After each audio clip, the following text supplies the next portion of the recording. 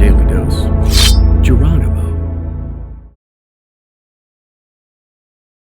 Born in 1829 Gila River country in present-day Arizona, Goyahkla, or one who yawns, grew up among the Bedonkohe subsection of the Apache Chiricahua tribe, becoming an accomplished hunter and fearless warrior by age 17. 5 years later, Geronimo returned home from a trading trip to find his wife and 3 children slaughtered by Mexican soldiers under the command of Colonel Jose Maria Carrasco, burning his family's belongings according to Apache tradition, before retreating in wild grief into a nearby forest, where a spirit voice told him that no gun will ever kill you. I will take the bullets from the guns, and I will guide your arrows. After Geronimo hunted down his family's killers, he devoted the rest of his life avenging white and Mexican settlers who had forcefully usurped ancestral Indian lands.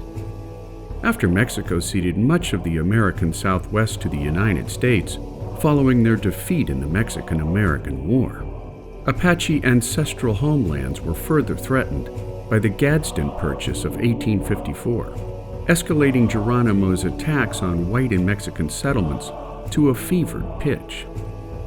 Escaping the San Carlos Reservation 3 times over the next decade, Geronimo's knowledge of the surrounding countryside allowed him to elude capture following each of his raids, proving a major embarrassment for politicians and U.S. Army leaders alike.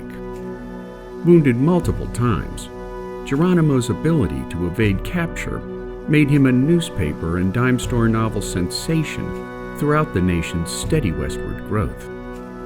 After years of raids against Mexican and American settlements, many times involving the deaths of civilians, in March of 1886, General George Crook forced Geronimo to surrender, only to escape yet again under the cover of darkness.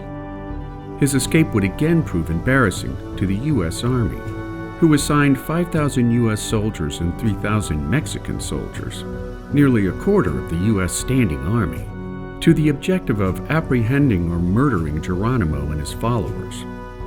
5 months later, Geronimo turned himself in to General Nelson Miles at Skeleton Canyon, Arizona, followed by his imprisonment for the remainder of his life, save for the occasional government-approved trips to World's Fairs, Wild West shows, and the inauguration of President Teddy Roosevelt. He passed away from pneumonia on February 17, 1909, just 15 years before the end of the American-Indian Wars.